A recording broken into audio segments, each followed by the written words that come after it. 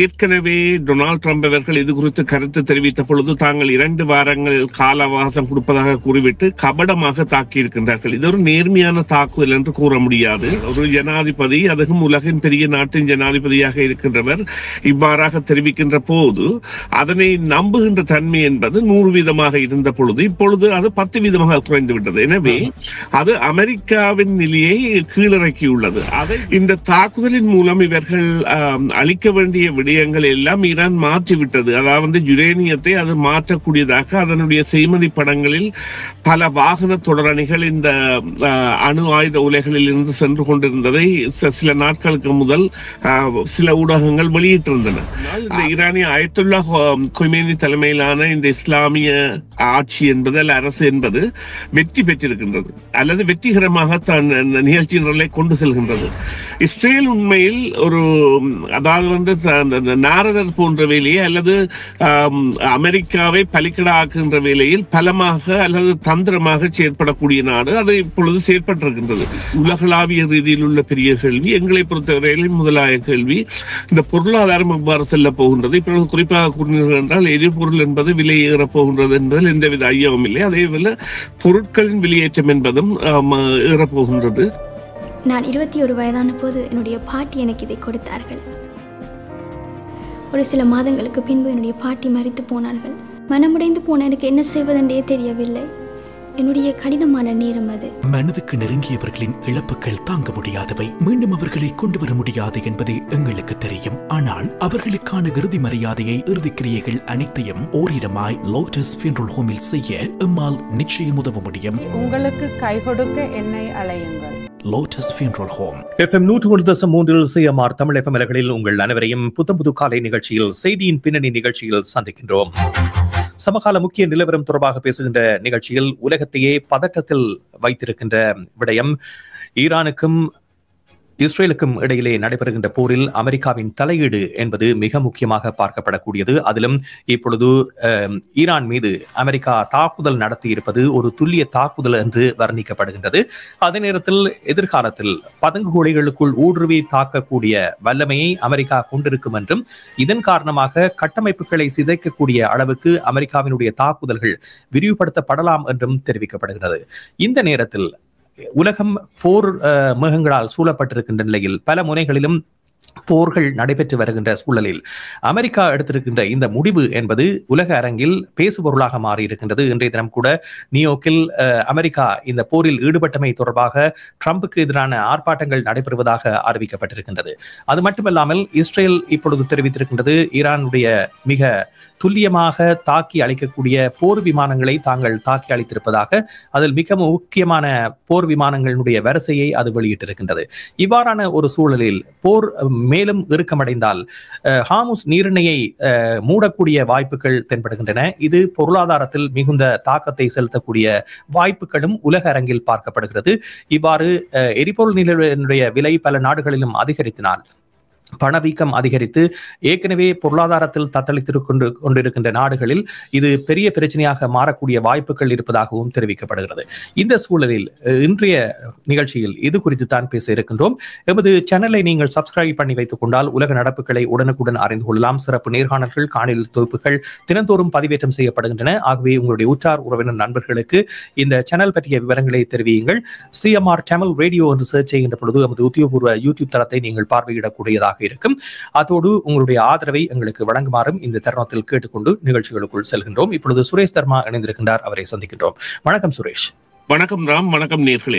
ஆமாம், ஒருபுறம் பல நாடுகளிலும் போர் நடைபெற்று கொண்டிருக்கின்றது. அந்த போரை தடுக்க வேண்டும் என்று அமெரிக்கா முற்படுகின்றது.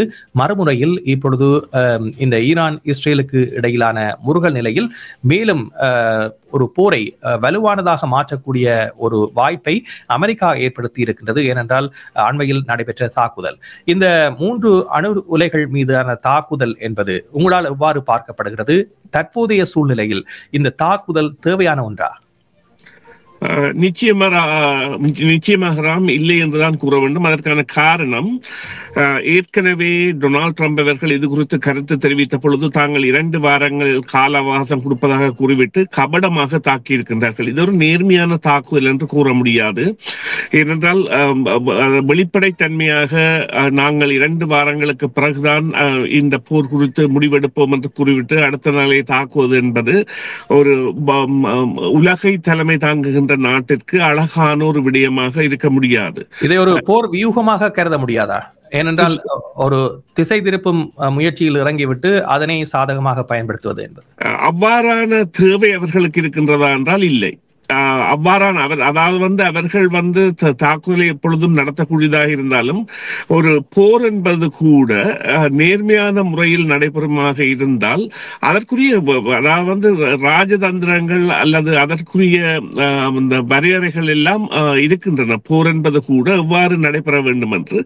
ஆனால் ஒரு வார்த்தையை விடும் பொழுது, இப்பொழுது இவ்வாறு கூறுங்கள், ஒரு ஜனாதிபதி, அதுவும் உலகின் பெரிய நாட்டின் ஜனாதிபதியாக இருக்கின்றவர் இவ்வாறாக தெரிவிக்கின்ற போது அதனை நம்புகின்ற தன்மை என்பது 100% இருந்த பொழுது இப்பொழுது அது 10% குறைந்து விட்டது. எனவே அது அமெரிக்காவின் நிலையை கீழிறக்கியுள்ளது. அதைவிட இந்த தாக்குதலின் மூலம் இவர்கள் அளிக்க வேண்டிய விடயங்கள் எல்லாம் ஈரான் மாற்றிவிட்டது. அதாவது யுரேனியத்தை அது மாற்றக்கூடியதாக அதனுடைய செய்மதி படங்களில் பல வாகன தொடரணிகள் இந்த அணு ஆயுத உலைகளில் இருந்து சென்று கொண்டிருந்ததை சில நாட்களுக்கு முதல் சில ஊடகங்கள் வெளியிட்டிருந்தன.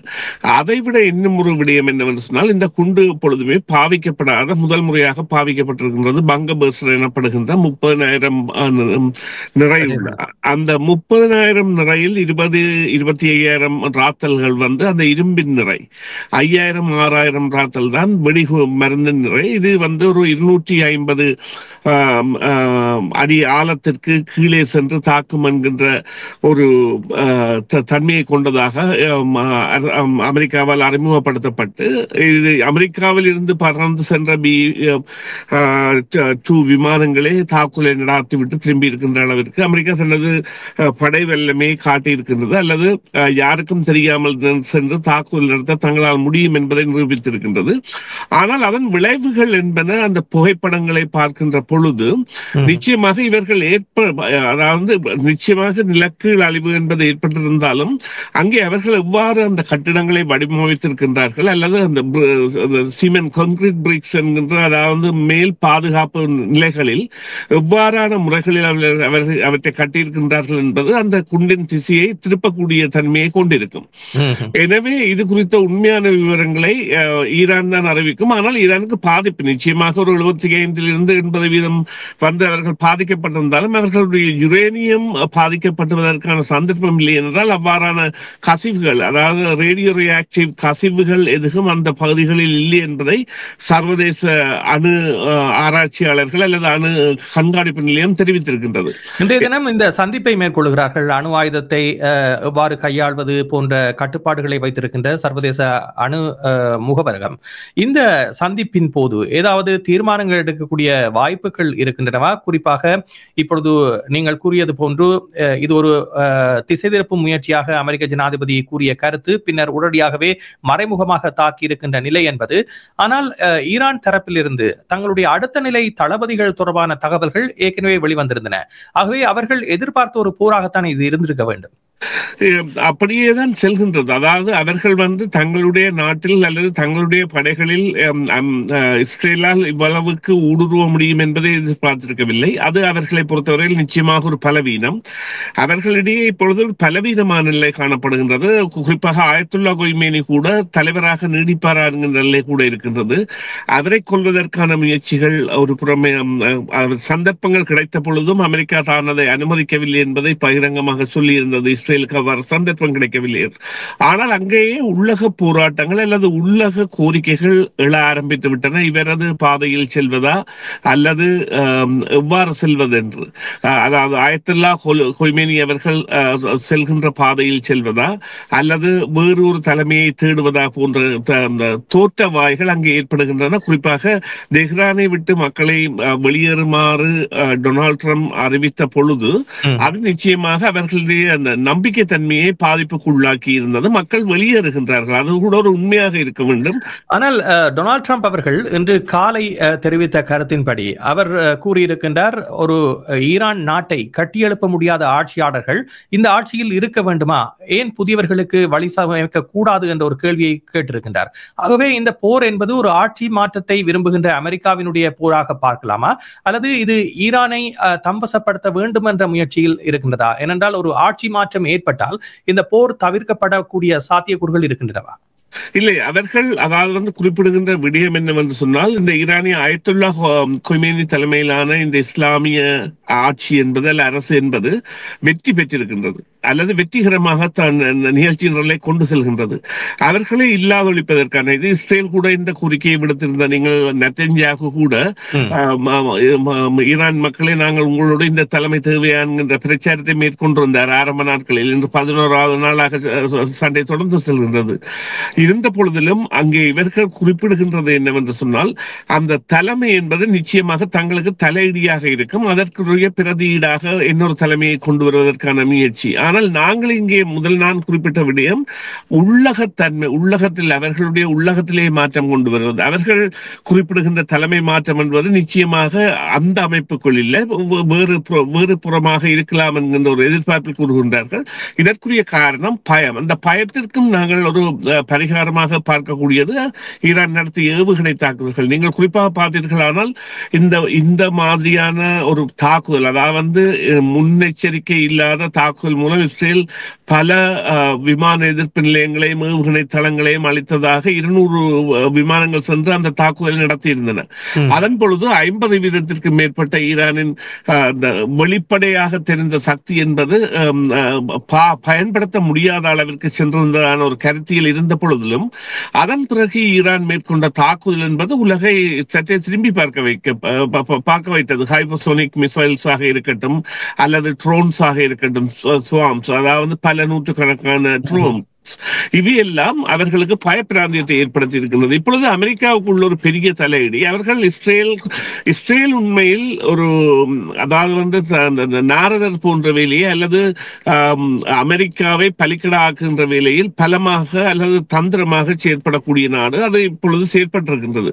ஆனால் அமெரிக்காவுக்குள்ள தலையீடு என்னென்றால், அவர்களுடைய பிளீட், கரிய பிளீட்ஸ், பாதுகாப்பு கடற்படை அல்லது மெரைன்ஸ், அவர்கள் ராணுவத்தையும் கடற்படை மெரைன்ஸ் என்று அழைப்பார்கள், நேவி என்று அழைப்பதில்லை.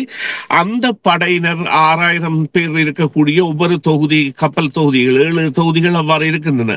அவற்றின் மீதான தாக்குதல்கள் நடத்தப்பட்டால் அவ்வாறு தடுக்கலாம் என்பதெல்லாம் கேள்விக்குரிய. என்றால் ஹைப்பர்சோனிக் ஒரு ஏவுகணையை தடுக்கலாம், 10 தடுக்கலாம். அதே நேரம் பலதாக சென்றால் என்ன செய்வது என்பது போன்ற பல கேள்விகள் இருக்கின்றன. எனவே தங்களுடைய பாதுகாப்பை நிரூபிப்பதற்காக இவ்வாறான நடவடிக்கை கேட்கின்றாரே ஒழிய அவருடைய கேள்வியை அல்லது அவருடைய விருப்பத்தை ஈரானிய மக்கள் அனுமதிப்பார்களா என்றால் இல்லை. அவர்களுக்கு மாற்றம் தேவை, ஆனால் அதற்காக அமெரிக்கா நிற்கின்ற மாற்றம் அல்ல. சரி, இந்த சூழலில் இப்பொழுது ஈரானுடைய வெளிவிவகாரத்துறை அமைச்சர் ஒரு தகவலை தெரிவித்திருக்கின்றார். தன்னுடைய நண்பரான விளாடிமிர் புட்டின் அவர்களை தான் சந்திக்க இருப்பதாகவும் தொடர்ந்து இந்த போர் குறித்து அவரோடு பேச இருப்பதாகவும் தெரிவித்திருக்கின்றார். இருந்த போதிலும் பல நாடுகளும் இந்த போர் குறித்து தங்களுடைய கண்டனங்களை தெரிவித்து வருகின்றன, செய்திகளை வெளியிட்டு வருகின்றன. ரஷ்யா தரப்பிலிருந்து ஒரு மௌனம் காக்கின்ற நிலை காணப்படுகிறது. இது அமெரிக்கா ஏற்கனவே பேச்சுக்களில் புட்டினோடு ஈடுபட்டுத்தான் தாக்குதலை தொடர்கின்றதா என்ற சந்தேகத்தை ஏற்படுத்தி இருக்கின்றது. இது பற்றி உங்களுடைய கருத்து என்ன? ஈரானுக்கு தொடர்ந்து ஆதரவளிக்கக்கூடிய ஒரு நாடாக ரஷ்யா இருக்கின்றதா? அந்த வல்லமை ரஷ்யாவிடம் தற்பொழுது இருக்கிறதா? ஆம், ரஷ்யா ஏற்கனவே ஈரானை கேட்டிருந்த பொழுது ஈரான் தங்களால் இந்த போரில் நின்று தங்களால் தாக்குப்பிடிக்க முடியும் என்கின்ற கருத்தியலை தெரிவித்ததாக கூறியிருந்தது. அத்தோடு அவர்கள் கூட அதனை நம்புகின்றார்கள் என்றால், ஈரானின் உற்பத்தி என்பது அல்லது ஈரான் வைத்திருப்ப ஏவுகணைகளோ அல்லது இந்த ஆயுதங்களோ என்பன சாதாரணமாக அறியப்பட்டாலும் உண்மையான தன்மை என்பது அறியப்படாத நேரத்தில் அவர்கள் சில வேளைகளில், அதாவது இப்பொழுது ஆயத்துல்லா கொய்மேனி கூட மிரட்டு வருகின்ற பொழுது அமெரிக்கா சந்திக்க போகின்ற அழிவு என்பது அவர்கள் எதிர்பார்க்க முடியாதது என்பதை கூறியிருக்கின்றது. அதே போன்று இந்த அணு ஆயுத உலை தாக்கப்பட்டதன் பிறகு ஈரானிய வெளிவிவகார அமைச்சர் கொடுத்த அறிக்கை ஒன்றை அவர் ஆங்கிலத்தில் வாசித்திருந்தார். அந்த அறிக்கையில் கூட தெளிவாக குறிப்பிட்டிருக்கின்றார்கள், இந்த உலக அமைதிக்கான பங்கமாக அமெரிக்கா இருக்கின்றது, ஒரு மிகவும் கேவலமான முறையில் தான் நினைத்தபடி தாக்குதலை நடத்துகின்றது, நாங்கள் இதுக்கு தக்க பதிலடி வழங்குவோம் என்று. இதுதான் நான் ஏற்கனவே கூறியது போல இந்த தகவல் பிழைகள் அல்லது இந்த கம்யூனிகேஷன் எரர் அல்லது பொய்யான தகவல்களை பரிமாறுதல் அல்லது சில வேளைகளில் சில கண்காணிப்புகள் கூட கவலையினமாக சில வேளைகளில் ஏவுகணைகள் போன்று நினைத்து அவை கூட தவறான முடிவுகளை எடுப்பதற்கு நாடுகளை தூண்டும். அவ்வாறான நிலை இல்லாமல் இந்த நாடுகளிடையே ஒரு இணைந்த போர் தொடர்ந்தாலும் நாடுகளிடையான அந்த ஒரு பரிவர்த்தனை என்பது நிச்சயமாக ஒரு ஆழமான ரீதியில் இருக்க வேண்டும் என்றால், அல்லது இது உலக போராக மாறக்கூடிய சாத்தியத்தை கொண்டிருப்பதை நிலைமைகள் காட்டுகின்றன. நிச்சயமாக வடகொரியா என்பது அறிக்கையோடு நின்றுவிட்டால் நல்லம். ஆனால் அவர்கள் கூட சில வழிகளில் ஆயுத உதவிகளை செய்ய முயன்றால் அல்லது ஏற்கனவே செய்திருக்கின்றார்களா தங்களுடைய ராணுவ தந்திரங்களை அல்லது ஆயுதங்கள் செய்கின்ற பொறுமைகள் என்பதெல்லாம் தெரியாது. அதே வேளை நீங்கள் குறிப்பிட்டது போல நாடுகளின் மாற்றங்களை பார்ப்பது போல குறிப்பாக இந்த மோடி அவர்கள் ஈரானிய அதிபருடன் தொலைபேசியில் தொடர்பு கொண்டு நாங்கள் உங்களுடன் இருக்கின்றோம் என்று குறிப்பிட்டதெல்லாம் நிச்சயமாக ஒரு மாற்ற வடிவங்களை காட்டுவதாக இருக்கின்றது. பொறுத்திருந்து பார்க்க வேண்டிய நிலைமையில் தான் இப்பொழுது இன்றைய நிலையில் நாங்கள் இருக்கின்றோம் ஏனென்றால் உலகம் சடதியாக மாறி வருகின்றது. ஆனால் சீனாவும் இது தொடர்பான கருத்து நீங்கள் முன்னர் தெரிவித்த கருத்தோடு தான் இந்த போரை பார்க்கிறது. காரணம், அமெரிக்கா தன்னுடைய நம்பகத்தன்மையை இழந்து வருவதாக சீனா குறிப்பிட்டிருந்தது. இது மட்டுமல்லாமல் இப்பொழுது இது உலக பொருளாதாரத்திற்கு ஒரு சவால் மிக்க காலப்பகுதியாக மாறிக்கொண்டிருப்பதை பார்க்கின்றோம். ஏற்கனவே பல நாடுகளிலும் பொருளாதார நிலை என்பது மந்த நிலையை அடைந்திருக்கின்ற நிலையில் இந்த விநியோக சங்கிலி என்பது உடைக்கப்படுகின்ற பொழுது அல்லது இந்த ஹார்முஸ் நீரிணை என்பது மூடப்படுகின்ற பொழுது பல்வேறு பாதிப்புகளை உலகம் சந்திக்கக்கூடிய ஒரு நிலையில் இப்பொழுதே அச்சத்தை மக்கள் வெளியிடுவதை பார்க்கக்கூடியதாக இருக்கிறது. இந்த நிலை ஏற்பட்டால் எவ்வாறு சமாளிப்பது? ஏனென்றால் இப்பொழுது ஈரானுடைய நாடாளுமன்றம் அதனை மூடுவதற்கான ஒப்புதலை அளித்திருப்பதாக தகவல் வந்திருக்கின்றது. எந்த நேரத்திலும் அது சாத்தியமாகக்கூடிய ஒன்றாகத்தான் இருக்கின்றது. இருந்த போதிலும் இது ஈரானுக்கும் பாதிப்புகளை ஏற்படுத்தும், அதோடு அமெரிக்காவுக்கு கூட பாதிப்புகளை ஏற்படுத்தும் என்று சொல்லப்படுகின்ற நிலையில் உலக பொருளாதாரத்தினுடைய நிலை எப்படி இருக்கும்? நிச்சயமாக இதுதான் இப்பொழுது உள்ள பெரிய கேள்வி, உலகளாவிய ரீதியில் உள்ள பெரிய கேள்வி. எங்களை பொறுத்தவரையிலும் முதலாய கேள்வி இந்த பொருளாதாரம் எவ்வாறு செல்ல போகின்றது. இப்பொழுது குறிப்பாக கூறினீர்கள் என்றால் எரிபொருள் என்பது விலை ஏறப் போகின்றது என்பதில் எந்தவித ஐயமும் இல்லை. அதேபோல பொருட்களின் வெளியேற்றம் என்பதும் ஏறப்போகின்றது. அதே நேரம் அதற்குரிய பணவீக்கங்கள் மற்றும் நாடுகளின் நிலைகள் கூட மாறி வருகின்றன. எனவே இந்த போர் தான் இதற்கான காரணமாக முக்கியமாக இருக்கின்றது. இந்த போர் மூலமாக அவ்வாறான நிலை ஏற்படலாமா என்றால் நாம் ஏற்படலாம். அதற்குரிய சாதக பாதகங்கள் அனைத்துமே தற்பொழுது கண்கூடாக தெரிகின்றன. எனவே இது ஒரு அதாவது பதட்டம் நிறைந்த ஒரு காலநிலை. நாங்கள் பதட்டமற்று அதை கடக்கின்றோம். அதற்கான காரணம் என்னவென்றால் இந்த சமூக வலைத்தளங்கள் அல்லது சமூக செய்தி ஊடகங்கள் ஊடாக அவற்றை உடனே பார்த்து கடந்து செல்கின்றோமே ஒழிய ஒரு கவனத்தில் எடுத்து இது எவ்வாறு நடக்கும் என்பதை நாங்கள் இந்த ஊகித்து கூட அதனால் பலனில்லாதவர்கள் போன்ற ஒரு பிரமைக்குள் வந்துவிட்டோம். என்றால் கட்டுப்பாடு என்பது நாடுகளின் தலைமை, குறிப்பாக 1-2 நாடுகளின் தலைமையில் தான் இருக்கின்றது. உலகின் போக்கை தீர்மானிக்கின்றது. குறிப்பாக அமெரிக்காவும் இஸ்ரேலில் இதில் அதீத பங்கு வகிக்கின்றன. எனவே கையற நிலையில் உலகம் இருக்கின்றது என்பதில் எந்தவித சந்தேகமும் இல்லை. அமெரிக்க ஜனாதிபதியினுடைய தொடர் நடவடிக்கைகள் அந்த நாட்டிலேயே பாதிப்பை ஏற்படுத்தி இருப்பதாக கூறப்பட்டு பல்வேறு போராட்டங்கள் நடைபெறுகின்ற நிலையில் இப்பொழுது அங்கு அமெரிக்க ஜனாதிபதிக்கு எதிரான போராட்டங்கள் இந்த விடயம் தொடர்பாகவும் மேற்கொள்ளப்பட்டு வருவதை பார்க்கின்றோம். நியூயோர்க்கில் நடைபெற்ற போராட்டத்தை உதாரணமாக குறிப்பிடலாம். இவ்வாறான போராட்டங்கள் விரிவடைகின்ற பொழுது அமெரிக்க ஜனாதிபதி எடுக்கக்கூடிய நடவடிக்கைகளில் சற்று தணிவு ஏற்படக்கூடிய வாய்ப்புகள் இருக்கின்றனவா அல்லது அதனை பொருட்படுத்தாது தொடர்ந்து அவர் செயற்படக்கூடியவராகத்தான் இருப்பாரா? என்னை பொறுத்தவரையில் ராம் அதனை பொருட்படுத்தக்கூடிய அளவுக்கு அவர் பொறுமையை இப்பொழுது காக்க வேண்டிய தேவையில்லை. அடுத்த வருடம் காங்கிரஸ் செனட்டுக்கு தேர்தல்கள் இடம்பெறுகின்ற பொழுது அதில் பெரும்பான்மை பெறாவிட்டால் சில வேளைகளில் அவ்வாறான நிலைமை மாற்றம் ஏற்படும். ஆனால் இப்பொழுது இவ்வாறு பாருங்கள், தங்களுடைய நாட்டிற்கு வரக்கூடாது என்று 20க்கும் மேற்பட்ட நாடுகளுக்கு விசாக்கள் நிறுத்தி வைக்கப்பட்டுள்ளதுடன் 7-8 நாடுகளுக்கு கடும் நிபந்தனைகள் கூட விதிக்கப்பட்டிருப்பது என்பது அமெரிக்காவின் போக்கு என்பது மாறி வருகின்றது என்பதில் எந்தவித ஐயமும் இல்லை. ஒன்று அவர்கள் குடிவரவாளர்களை வெறுப்பவர்களாக அல்லது குடியேறிகளை, அதாவது தங்கள் நாட்டிற்கு புகலிடம் கூறி சட்டவிரோதமாக வந்தவர்களை அல்லது எல்லை தாண்டியவர்களை கூட அது பொருட்டில் எடுக்காததாகவும், அதே நேரம் உலக நாடுகள் பலவற்றிலும் தனது இந்த வரி விதிப்பு மூலம் தான் நினைத்தை சாதிப்பதாகவும் மாறி வருகின்றது. எனவே அவர்கள் மாறுவதற்கான சந்தர்ப்பம் என்பது இந்த ஆண்டு மிக குறைவு. நன்றி சுரேஷ். நிகழ்ச்சியில் கலந்து கொண்டமைக்கு மீண்டும் விரிவாக பேசுவோம். நிகழ்ச்சியில் கலந்து கொண்ட உங்களுக்கு நன்றியை தெரிவித்துக் கொள்வதோடு இந்த நிகழ்ச்சி பற்றிய உங்கள் கருத்துக்களும் வரவேற்கப்படுகின்றன. காமெண்ட்ஸ் பகுதிக்கு சென்று நேர்களே உங்களுடைய கருத்துக்களை தெரிவியுங்கள். மீண்டும் மற்றொரு நிகழ்ச்சியில் சந்திப்போம். நன்றி ராம், நன்றி நேர்களே, மீண்டும் சந்திப்போம். CMR யூடியூப் சேனலில் இணைந்திருக்கும் நேர்கள் அனைவருக்கும் எமது நன்றி. காமெண்ட்ஸ் பகுதியில் உங்கள் கருத்துக்களை தெரிவிக்க தவறாதீர்கள். முக்கிய செய்திகள், காணொளி தொகுப்புகள், நேர்காணல் என பலதரப்பட்ட அம்சங்களையும் உங்களுக்காக தருகின்றது CMR யூடியூப் சேனல். CMR என்று சர்ச் செய்து எமது யூடியூப் சேனலை சப்ஸ்கிரைப் பண்ணுங்கள். உங்கள் உற்றார் உறவினர் நண்பர்களோடும் இந்த காணொளி தொகுப்புகளை பகிர்ந்து கொள்ளுங்கள். அருகில் இருக்கின்ற முக்கிய காணொளி தொகுப்புகளையும் தவறவிடாமல் பாருங்கள்.